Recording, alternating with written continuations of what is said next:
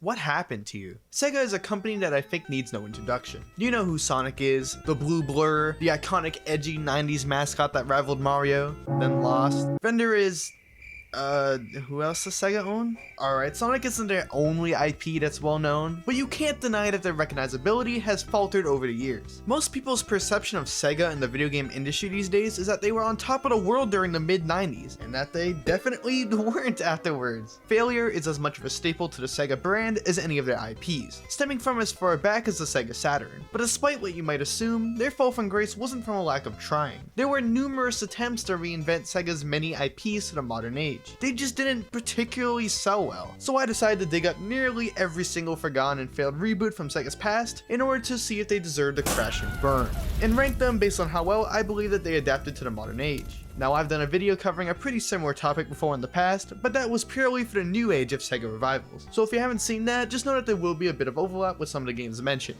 Now, I do need to clarify what my requirements are for a game to be considered a reboot in this video. The most obvious example is a change in gameplay. For example, if the franchise went from 2D to 3D, that counts. Another prominent reason is a significant change in art style or branding. For example, a game like Jet Set Radio Future may have only been released 2 years after the original, but the entire gameplay loop and art style significantly changed between releases, so I'll count that. Plus, some of the games could be classified as a straight sequel, but I'll still count it as long as it's clearly targeting a new demographic. An example being them switching platforms between releases. As far as games that don't count, I wanted to go out of my way to play every single game I covered, so sadly I chose to exclude JRPG series and arcade exclusive reboots, since I wouldn't have easy access to any of the arcade games, and I don't feel as if I could properly judge JRPG series since I don't have enough free time to accurately access those. I'm sure the 2019 Secure Wars reboot is worth talking about, but I only have so much free time these days. Reboots that are essentially ports in disguise also don't count for this video either. Games like Samba de Amigo and Sega Bass Fishing could probably count, but they're essentially just enhanced Dreamcast ports and not much else, so I won't count those. And the most important rule of them all, they need to be failures,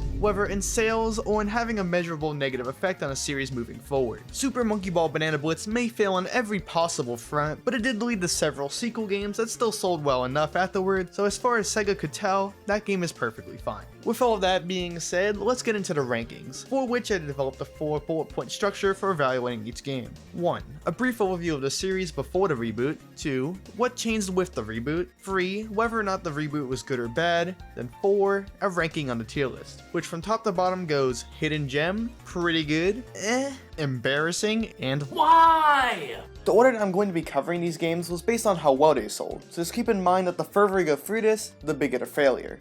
Alright, now I've wasted enough of your time, let's get into this.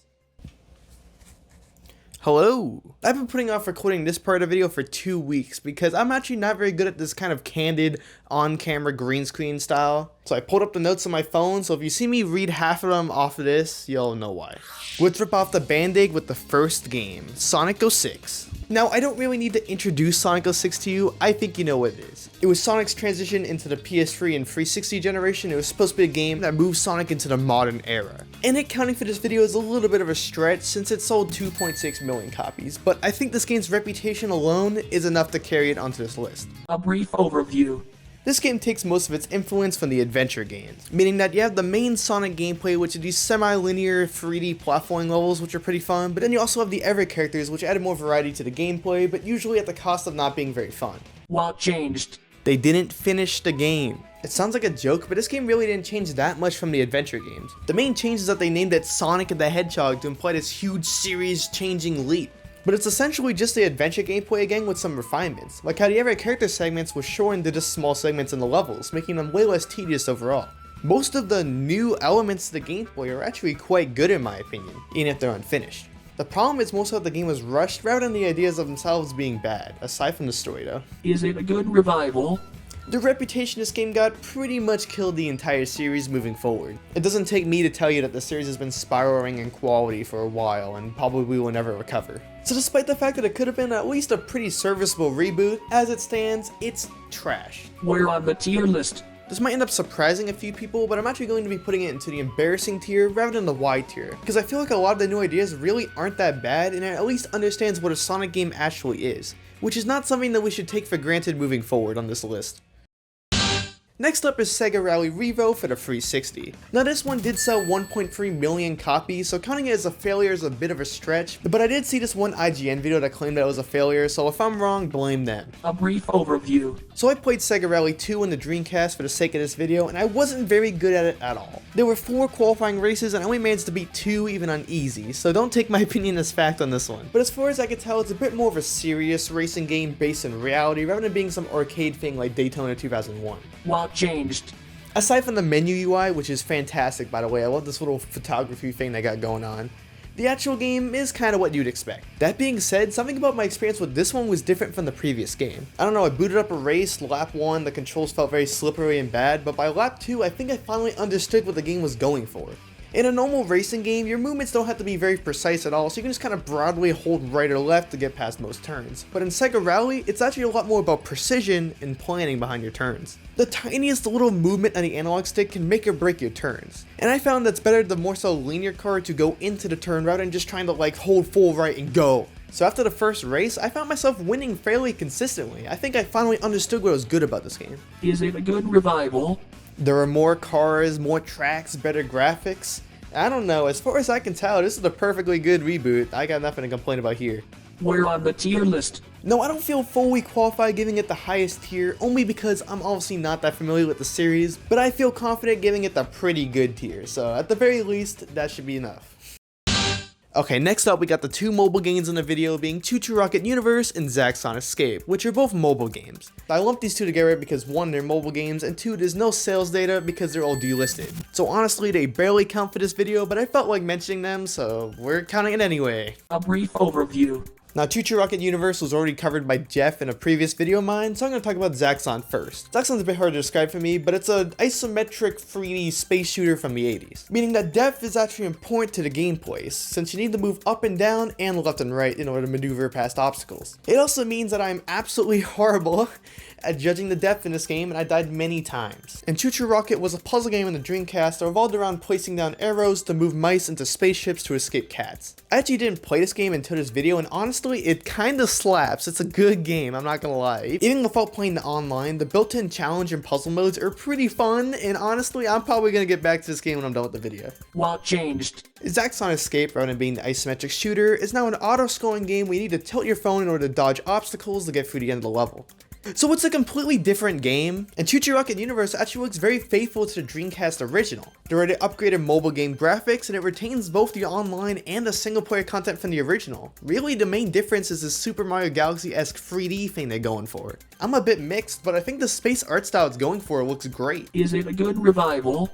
Does Zaxxon even count as a reboot? It's literally a different game. It's not even a Zaxxon game, but fine, whatever. It's going in the Y tier. For like, why did I put it in this video? Whatever, it's going on the Y tier. Bye. And ChuChu Rocket Universe looks great. Too bad they removed it from Apple Arcade, meaning you probably can't even play it. You know, it looks great. It looks good. I would literally play it, but I can't.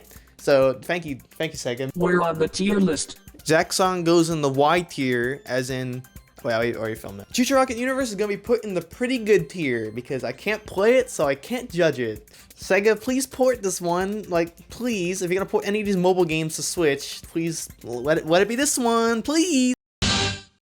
Next up, we got Sonic 4. Yes, I put Sonic on this video twice because before it was 3D Sonic, and now it's 2D Sonic, so it counts. This one sold roughly 1 million based on what I can tell, and it is equally as infamous as Sonic 06. A brief overview. Do I even need to explain what 2D Sonic is? Fine, okay. 2D Sonic was a momentum-based 2D platforming trilogy, kind of. If you haven't played 2D Sonic by now, then just play Origins or something, I don't know, it's fun. The point is, it was good. What changed? With pretty much every classic Sonic game being considered a masterpiece, Sonic 4 had some pretty high expectations to meet. It did not meet them. For one, it's incredibly derivative of previous games, particularly Sonic 1. Literally every single stage on the wiki is described as like the stage from Sonic 1, which is not a good sign for a revival of your classic franchise, is it?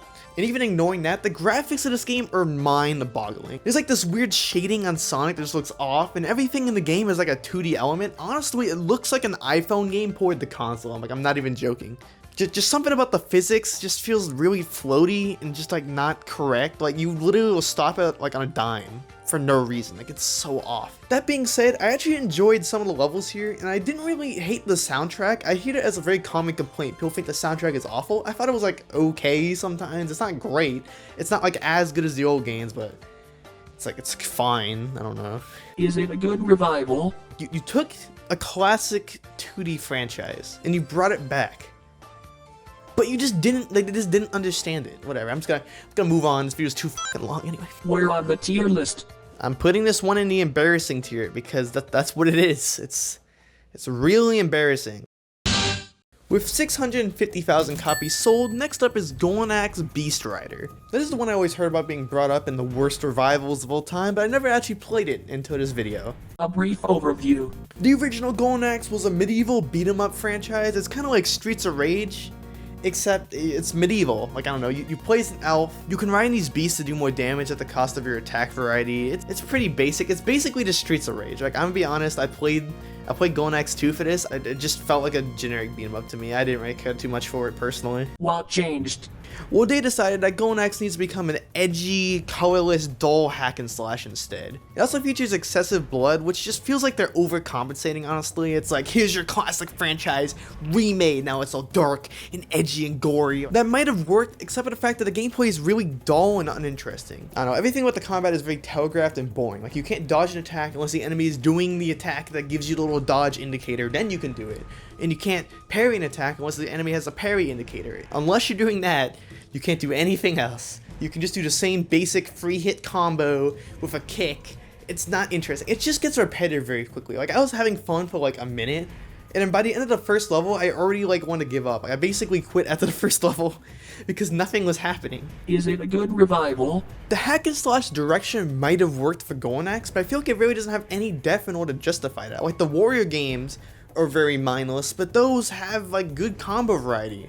And it feels more like a power trip than this game. This feels more like it was made out of obligation to bring back Golden Axe more than someone had a good idea for what Golden Axe should have been. We're on the tier list. I'm gonna first one in the embarrassing tier and move on.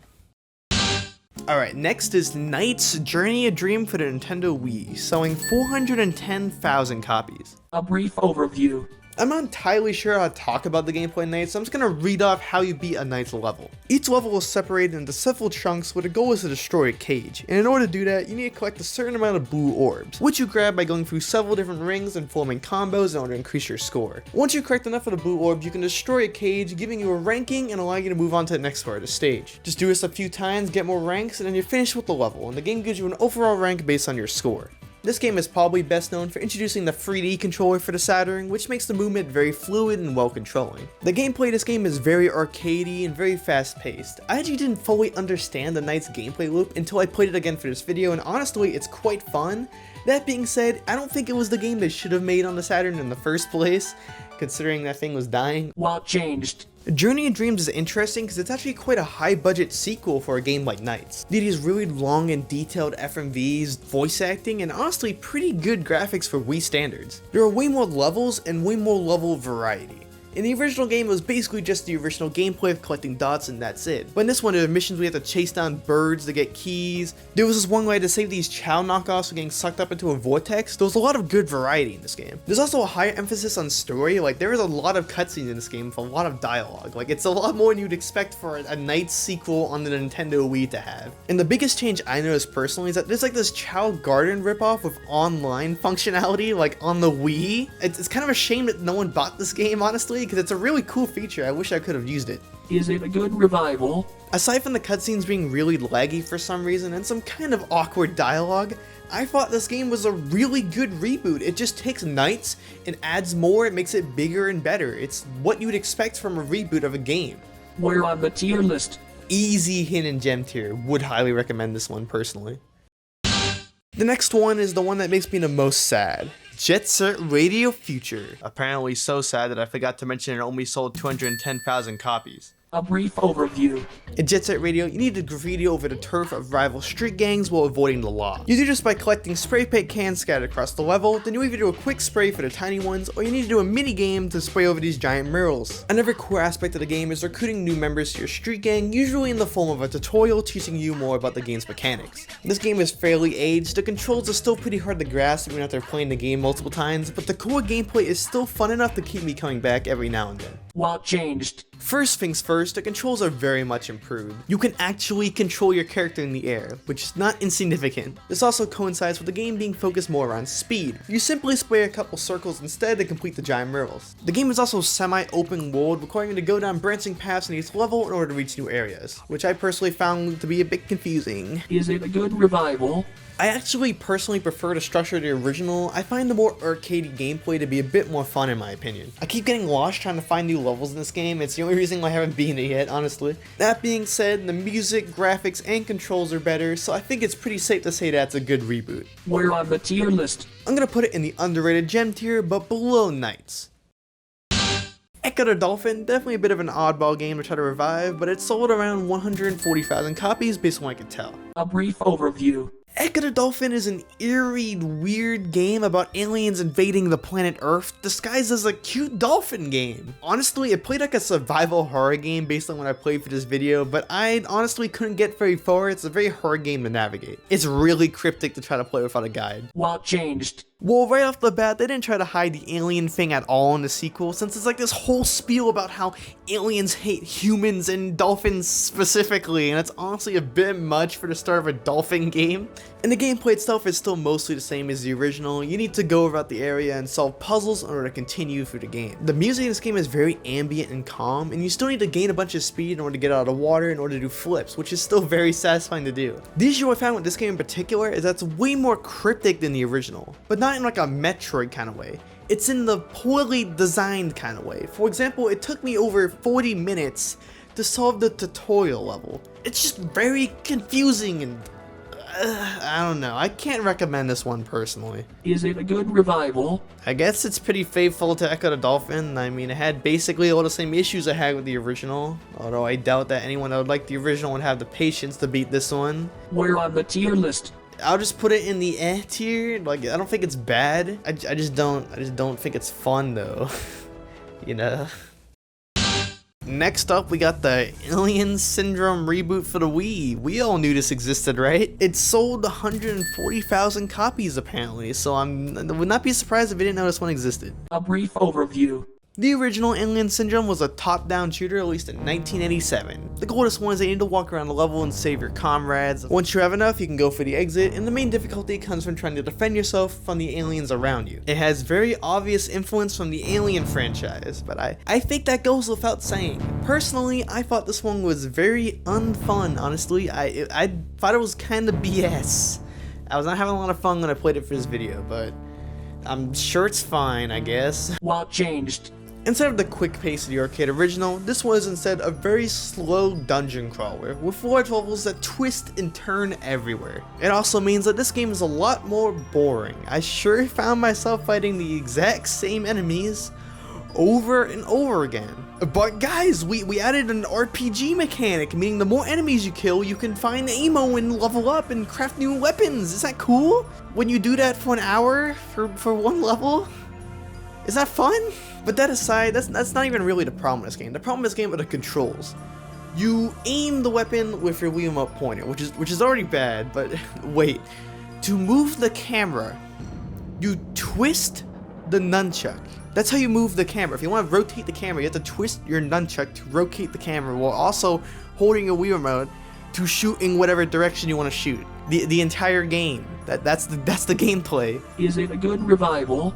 No, they tried to modernize an arcade game, but they did it in the most boring, like, corporate way possible. Oh, just make it a dungeon crawler so it's a longer game. Oh, just add these RPG mechanics. That would distract from the fact that you're fighting the same two enemies over and over again. It's just not fun. It's just boring.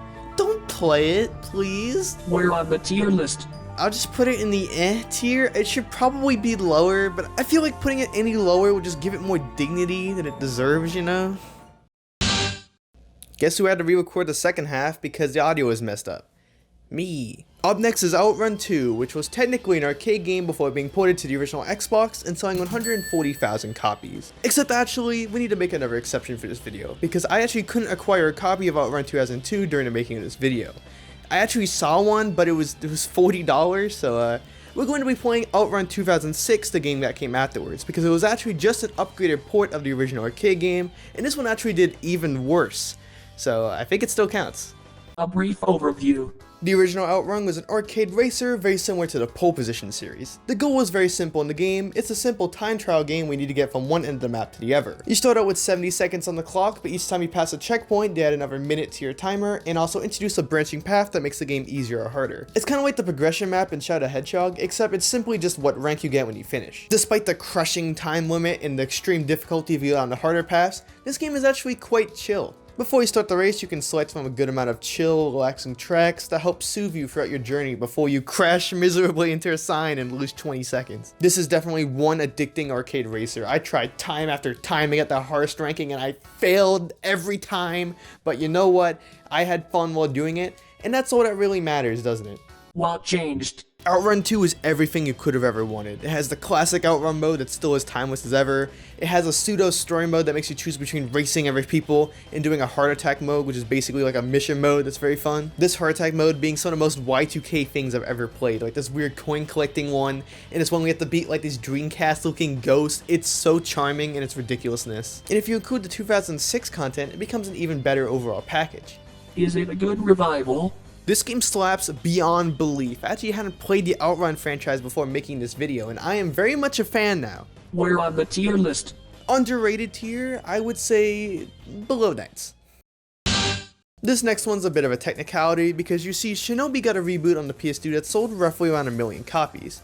But the game we're covering today is actually the next game, which was more of a spin-off called Nightshade starring a female protagonist, which sold only 120,000 copies, which is an insane drop-off, so I think this is much more interesting to put in this video, so that's the game I'm going to be covering. A brief overview. Shinobi is an action 2D platformer for the Master System and Genesis. I played Shinobi 2 for this video and it was quite a fun game. It might be kind of what you'd expect for a Genesis 2D action game, but you know what, being able to throw shurikens and do wall jumps and ninja kicks and ride on horses, it's still a pretty fun time, so I cannot complain. What changed? This game suffers a little bit from the PS2 era curse, being a dark and brooding world, or sarcastic, too good to be their character, and instead of fighting like normal guys, you instead fight Hellspawn, which is very edgy and cool. I don't know, something about that doesn't feel particularly Shinobi, but whatever. That being said, the gameplay of this game is actually quite solid. It's basically just Devil Diet May Cry. It's basically just Diet Devil May Cry with a bit of Shinobi flavor mixed in. Everything feels nice and responsive, you can still throw shurikens, you have this weird reversal move, you can get around enemies and attack them easier. It's a pretty smooth game, and honestly I have no complaints really gameplay wise. Is it a good revival? That is the way it gets a bit tricky for me, because although I do like the gameplay of this game, it doesn't really feel faithful to Shinobi at all. I couldn't follow the plot at all, but that could literally just be me playing the second game in the reboot instead of the first one, so that's fine. I don't know, the gameplay feels like it would be a good reboot to the Shinobi series, but overall it does feel pretty sloppy in its execution. We're on the tier list. I'm gonna be pretty generous and put this game in the pretty good tier, because although it is very flawed, I feel like the gameplay itself is still fun enough to put it above the A tier and into the pretty good tier, because I still had fun with this game. Next up is Shenmue 3, and I'm already getting flashbacks to the last video I did covering this, so I'm gonna keep this a little bit brief, guys. It's not really easy to find sales numbers for modern games, so I just combined the number of Kickstarter backers and the number of Steam reviews to get 120,000, because it probably sold more, but you know what, it deserves to be that low in this video, so we're keeping it this low. A brief overview. The Shenmue series is an immersive life sim game mixed with a fighting game. The main appeal is that you get to play as Ryo as he goes after a killer, you killed his father, that killer. All the while in your downtime, you get to play a bunch of arcade games and you invest yourself in the lives of the people around you, since this game does feel very lived in, which I think is what it does best. What changed? I already covered this game in a previous video, so I'm going to keep this very brief. Basically, all the townspeople are very bland and don't want to talk to you, removing that community aspect of the game. Every element of game design is stuck directly in 1999 with no updates, and instead of doing quests that might have actually been interesting at some point, instead you get to do a bunch of fun activities like chopping wood and fighting people with horrible leg controls, and the worst part is that there's no ending to the story. That's the whole point of Shenmue, right? Is that you're supposed to be following this gripping story. Get the guy that killed your father, right? Nope. There's literally no story progression in this game, meaning that even if you were willing to get past all this monotony, you get no reward at the end of the tunnel. So essentially, it is a pointless release. Is it a good revival? No. We're on the tier list. The tier I'm gonna put this game in is the thought that probably crossed the fans' minds after beating the game. Why? ToeJam and Earl 3 is another tragic original Xbox Sega release, so it selling 110,000 copies does not surprise me that much. A brief overview. The original ToeJam and Earl was a top-down roguelike game for the Sega Genesis, the main goal of the game being trying to retrieve your missing ship parts by going 4 after 4 looking for them. Now I personally didn't find this game to be that fun when I originally played it, but I can understand the charm in it being a chill roguelike game you can just kind of vibe and relax to. It does have a lot of that radical 90s charm, which does help keep it memorable in the hearts of the people that played it. What changed? Now, despite the fact that the second game is a 2D platformer, the third actually returns to the open exploration of the original, but this time with a twist. Instead of it being a roguelike, it instead has pre-made puzzle levels instead, which I personally prefer greatly. This removes some of the tedium and allows for the gameplay to feel more varied overall. Combine this with multiple optional objectives and you get a pretty fulfilling game overall. Like for example, you might have to find a certain present and return it to a certain NPC, or collect X amount of this collectible. I don't know, it's pretty endearing overall. Now granted, I didn't play too much of it for this video, so there's a chance that it doesn't shake up the formula as much as it goes along, but I don't know, I think the focus on puzzle solving is very much an upgrade. I think it keeps the player much more focused and is much more endearing than the random roaming of the older games. Is it a good revival? Aside from the gameplay, the humor from the original is very much alive and well, but this time with more of a 2000s edge. In fact, it kinda gets away with a lot more than it probably should for the rating. Like there's this bit during the intro where ToeJam keeps eyeing up this girl he knows with his camera and he keeps getting called out for it until he just gets rightfully knocked out, and it's just very like unhinged and entertaining, honestly. I could talk about this game for a lot longer, but we got more games we need to talk about, so let's move on. We're on the tier list. I'm gonna say easy underrated tier. I really like the direction they took this game in, and I think it's honestly a massive upgrade. The ill-fated, super ambitious RPG of the Panzer Dragoon series is next, Panzer Dragoon Saga. Now, with this series being very niche and it being on the Sega Saturn, and the late Sega Saturn for that, it should not surprise you that this game only sold 110,000 copies, and probably explains why the prices are so outrageous online. A brief overview. The original Panzer Dragoon games are very similar to the Star Fox games in the sense that they're auto-scrolling rail shooters where you need to dodge enemies and obstacles, with the Panzer Dragoon games going for a more gothic art style and having a 3D rotating camera to add a bit more variety to your gameplay. What changed? Panzer Dragoon Saga is a fully fledged JRPG in every sense of the word. FMV cutscenes with voice acting, a fully 3D world, and a complex battle system. It's a very impressive sequel in every regard. I like how the battle system reincorporates the ability to look around you from the original games into instead moving around the enemies to get a better advantage. It makes it much more dynamic and actually makes it a bit more real time than the originals. Everything about the aesthetic and world that worked in the original games has been brought to life in this game. In fact, I got sucked into the story a mere hour or two in, and I'm definitely going to return to it after finishing this video. I understand why it fetches those high prices online. Okay, I don't fully understand, but I can understand how it could get to that point eventually with the amount of charm on display. Is it a good revival? Play this game. Play this game. Sega, port this game, please! We're on the tier list. Giving this the underrated tier is literally the easiest decision I've made on this entire list. Altered Beast for PS2 exists. Apparently, I didn't actually notice one existed until Vinesauce played it for one of his videos recently, which actually sparked the inspiration for this entire video in general. Now, I couldn't actually find sales numbers for this one in particular, but considering the fact that it released in Japan and Europe but not North America in 2005 and no one's ever heard of it, I'm gonna presume it deserves its spot where it is right now. A brief overview. Altered Beast is a 2D beat-em-up game that was made for the arcade and later ported to the Genesis. You play as this guy that needs to punch everything in front of him until he gets more beat up until he eventually becomes altered into a beast or a dragon or whatever the level entails. The gameplay actually resembles a 2D space shooter more so than your average beat 'em up like Streets of Rage, since this is a very basic beat 'em up game. In fact, all the levels are very short and very repetitive. I don't find this game to be that enjoyable personally, but it has its fans and I can see why. It's a pretty satisfying game, despite how basic it really is. What changed? This game is very similar to Nightshade in the sense that it's not your dad's Altered Beast, it's edgy and dark. It's dark and bloody and edgy, except in this game it's so comical to the point where it doesn't actually have any of the intended effects it meant to have, so it's actually just kind of embarrassing instead. Something not helped by the incredible voice acting. And what the hell is in that damn box? They got us flying over toxic freaking fumes. And for what? Emergency pizza delivery. The gameplay also really isn't that improved as well. It's basically like a Dynasty Warriors game, except way less complicated, which is just as bad as it sounds. In the Warriors games, you get this power fantasy from defeating everything around you and knocking them all down, but in this game, you can only defeat like 1 or 2 enemies at a time, and your combo list is pretty scarce. It's really not that complex. Really, the only noteworthy part of this game is the edginess. Like, you get your beast gauge up by ripping your arm through an enemy's chest and extracting their energy. Then every single time you go beast form, there's like these really overly gory cutscenes. Like, I actually have to blur it for you because it's that like gory. It's actually disgusting, and it plays every single time you go beast form. Is it a good revival? Listen, from a gameplay perspective, I could kind of understand what they were going for. But all this edgy stuff is not enough to distract from how half-baked and underdeveloped the gameplay really is. The edginess can only really be described as cringe, like I'm not even joking. We're on the tier list. I'm gonna put it in the embarrassing tier. It's probably worse than a lot of the other games I showcased here, but I think embarrassing really cements how this game feels to play.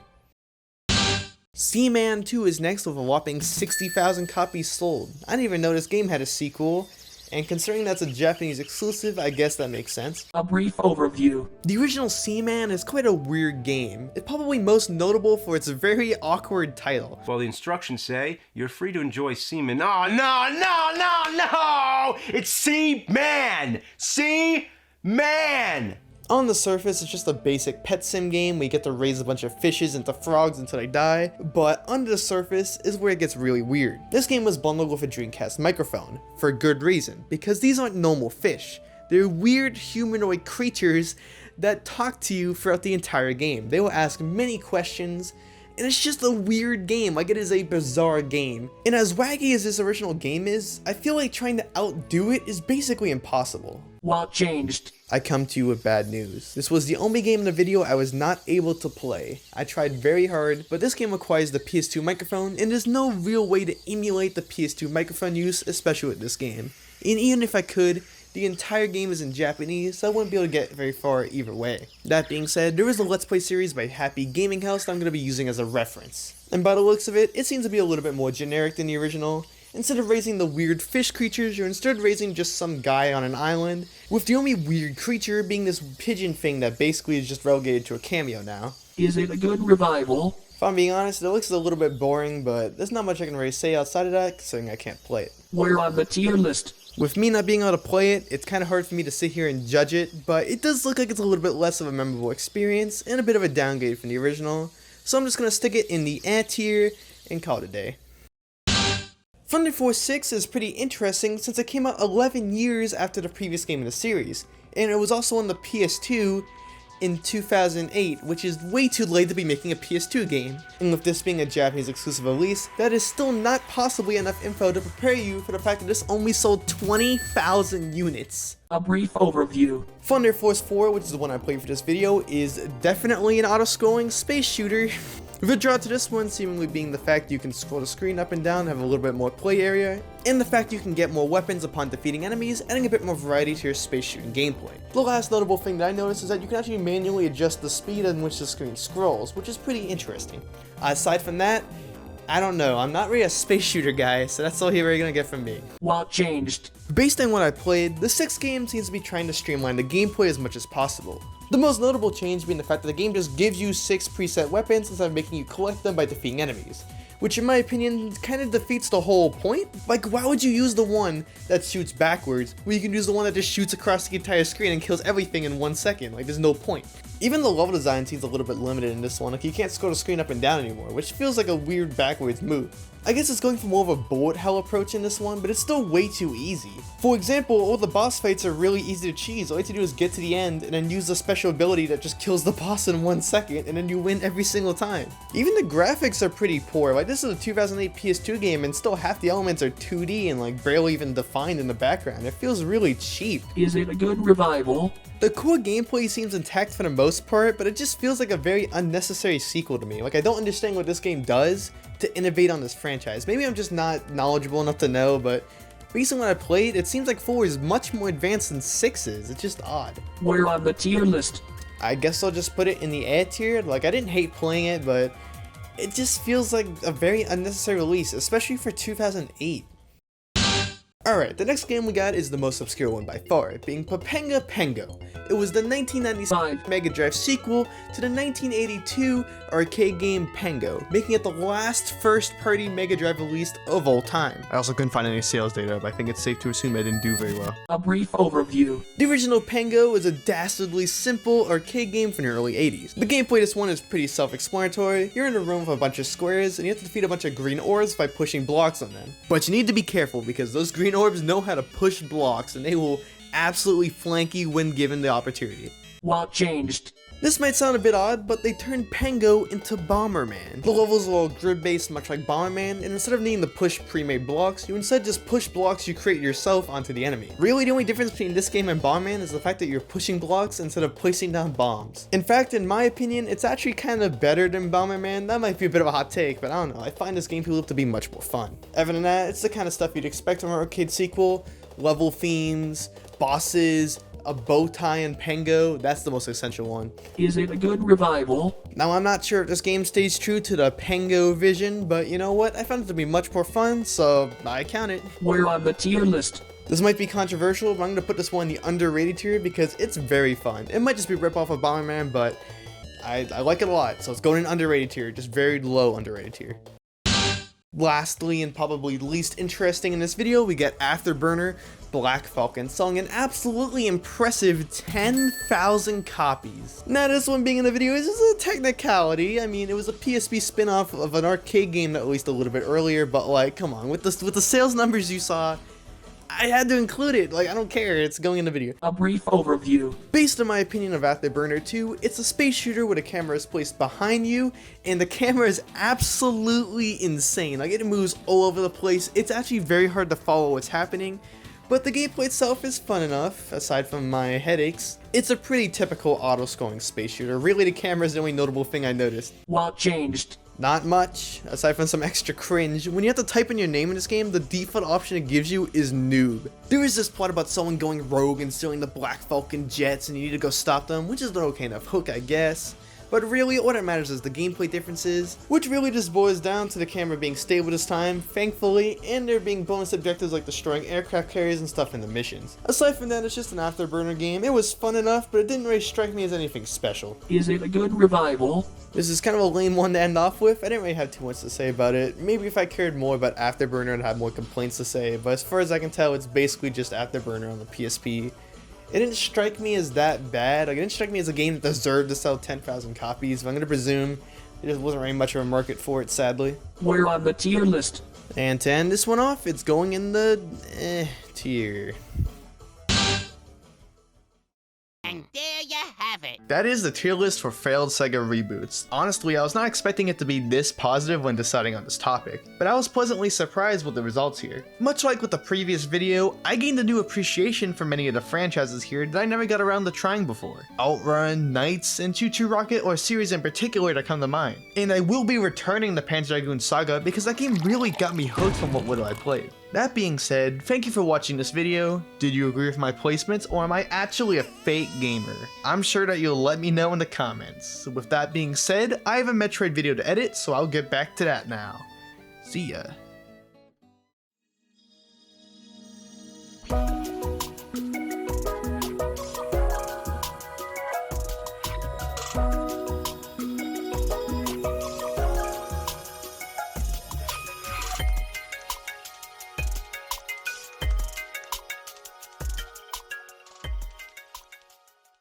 Panzer Dragoon Saga is a JRPG to its truest sense.